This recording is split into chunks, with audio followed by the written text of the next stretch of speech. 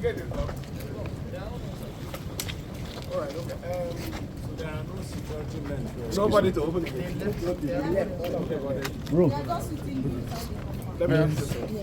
I'm here myself this morning with members of a few members of the Executive Council to comply with the Supreme Court judgment.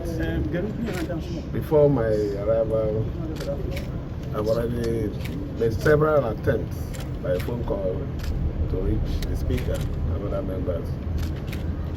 I also did a letter personally which was transmitted to the Honorable Speaker for this particular invitation. But it's unfortunate that at the gates, you can see that the place is completely sealed and there's no sign that anything is going to happen today. The reason why we're doing this, I've always said it, is the interests of our people,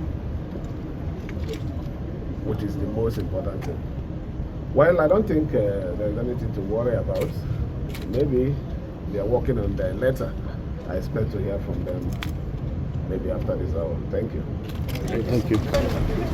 We will take from the go back.